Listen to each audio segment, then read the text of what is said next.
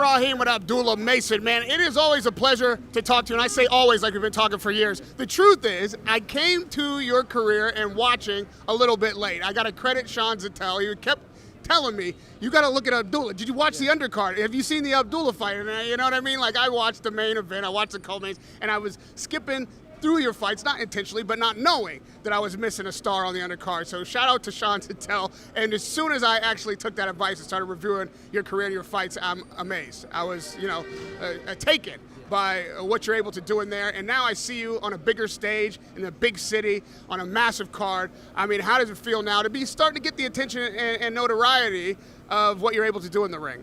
It feels amazing. It's an experience, just going along the journey with my brothers.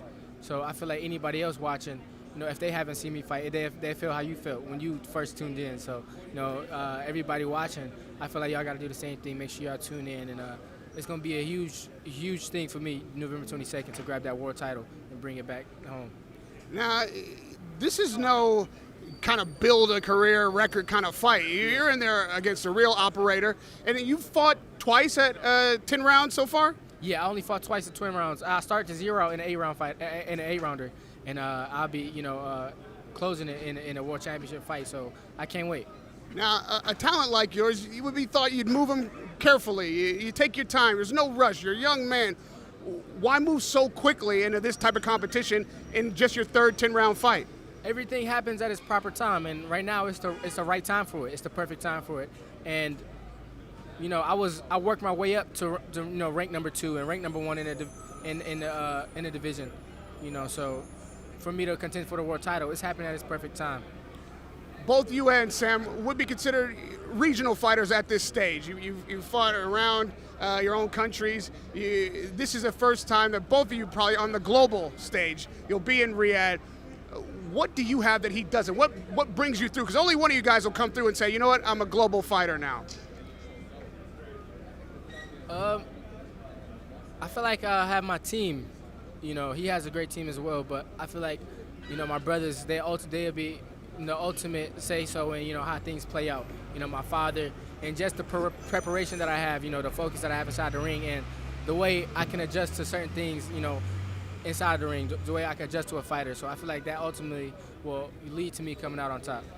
We saw Devin Haney and Brian Norman up there. They've already put hands on each other. How do you see that fight going? Brian Norman's got some power, but Haney, he got some good IQ, and he can fight, he can box. So I feel like I'm going to lean towards Haney. Are you learning anything from fighters who have done a bit more than you so far in their own careers? And who is sharpening you as a fellow fighter? Yeah, for sure. But just watching, watching on my way up, watching everybody ahead of me, that's one thing that gets you there, to where you are, and determines some things that you don't do, some things that you implement in your game plan.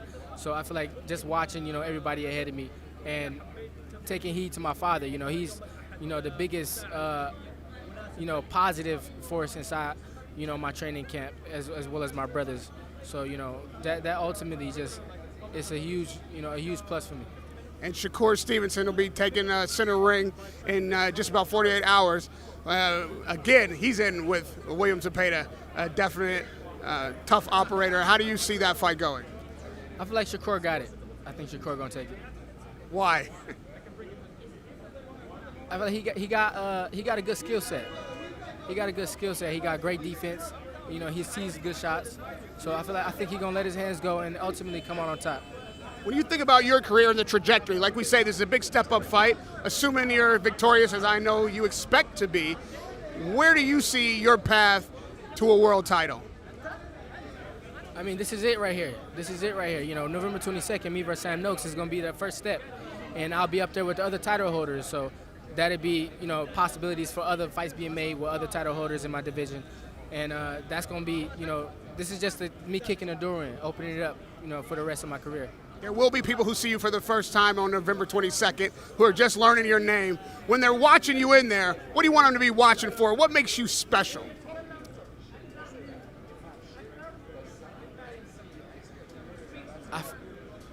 I think I got a factor where I could become somebody's favorite fighter inside the ring.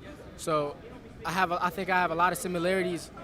Well, not similarities. I have a lot of things that people like about me when they watch me. So it's not just one thing. So I think a lot of people like me just because I have my brother, just because I have my team, or just because, I perform a certain way and I get straight down to business. So I think they're going to see a little bit of it all, and that'll determine, why people will like watching me. I think it's because you have an appetite for the smoke. I think you're a soft-spoken, well-mannered, nice guy who is vicious in there, who wants to be in the firefights, who is an exciting fighter, and people who see you for the first time on November 22nd will learn that, as I did. So good luck, man. I'm glad to see you on this stage. I'll be there November 22nd for your fight. Radio Raw here with Abdullah Mason. Appetite for all the